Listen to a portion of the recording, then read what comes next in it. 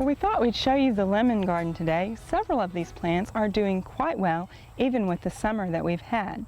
The first plant that I wanted to show you is right down here, and you can see it's in full bloom. It is the lemon bergamot. You might also see this called lemon monarda or lemon mint. All three of these are a common name for the same plant, and its Latin name is Monarda citriodora.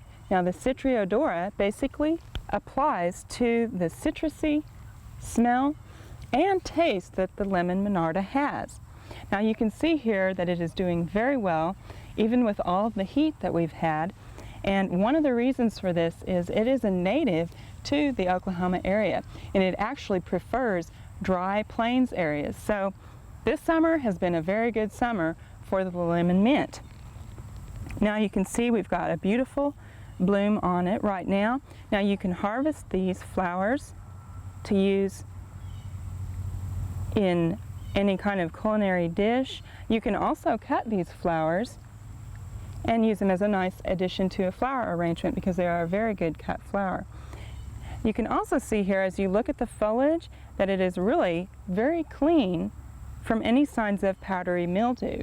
Now, a lot of the monarda that we have in our gardens right now is not its peak time. It's already succumbed to powdery mildew for the season, and all you see are some leafless sticks sticking up. But this plant really shows no signs of powdery mildew.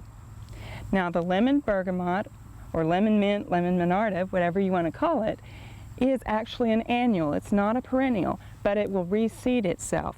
So it's a very nice addition to the garden. If you have a sunny spot that has some well-drained soil, you might try planting this so you get this nice late summer bloom. Well, several other things in our lemon garden are doing very well right now, and I wanted to show you our lemon balm here. Now, this is actually golden lemon balm, and I've got right next to it over here, I'll reach over here and get a piece of it, but we've got regular lemon balm, and you can kind of compare the differences in color. Now, if you were just to see this plant, you might think maybe it had a little bit of nutrient deficiency, but when you see it next to regular lemon balm, you can see the difference, and you know that this is actually supposed to be this yellow color. And the two look very nice planted together because you get a lighter yellowish color, and then you also have the nice dark color of the lemon balm. Now, this plant can be harvested probably one more time this season. We can cut it back, and the leaves that are at closer towards the ground, towards the base of the stem, will actually have more of the lemon oils in them than the leaves that are on the top of the plant. So you'll want to do a nice low cutting of this, but you'll want to stop harvesting it probably by the end of August, say the first part of September, because you need to give it time to go ahead and grow again before the fall frosts hit. Now, our lemongrass again this year has done very well, seems to take the heat quite well as long as we keep it watered. And again, remember, if you have lemongrass out, it is not winter hardy in Oklahoma. It's only hardy to zone 9. So if you want to keep that over the winter, you'll need to dig it up and put it in a pot. Now, one of the best ways to do that is to just go ahead and cut this off, say about 8 inches above the ground, divide that, and just take a small portion of that plant, pot it up, and then grow that indoors for the winter. And you can remember that we planted this, it was really pretty small, and you get a lot of growth in it during the summer months. Now, the last plant that I want to show you here in the lemon garden is our lemon verbena, and it's actually been cut back here fairly recently. You can cut it back really quite hard midway through the summer, and then once again right before fall frost. Or you can also just harvest the tips off anytime you need them. And actually, that's what we've done to this plant. We've harvested the tips several times, so you can see it's got a very nice bushy habit to it that has caused it to be a very nicely formed plant. Now, again, lemon verbena is not hardy here in Oklahoma, so if you want to take it in, you need to have one in a pot. So if you want to take some cuttings of this and start them in a pot to bring inside, that would be good to do. Or if you've already got one in a pot like we have here, you can just take it and move it in. Now, one thing to think about when you bring your lemon verbena in is that it is a deciduous plant.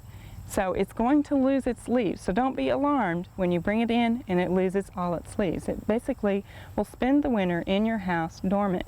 So you need to put it in an area of about 55 degrees. Say if you've got it in your garage, in an area where it's not going to get too warm, but it's also not going to freeze, and just let it kind of sit there and maybe water it 2 times over the winter. You'll have a very nice plant, and then you'll also know when spring starts to come because it will start leafing out. Now the other thing that you want to do with your lemon verbena as you start to take it in is cut it back pretty hard. We've cut ours back to harvest it. We're going to let it grow again, but actually when you cut it back, you'll want to bring and get some of the older stems completely out of there for the winter. The other thing that's nice about lemon verbena is it is a good candidate for training a standard. You can see how the stems get woody. So if we were to make a standard out of that, of course we'd keep that stem on there and have our lollipop shape and just cut that back on the top. We hope you've enjoyed this classic from the Oklahoma Gardening Vault.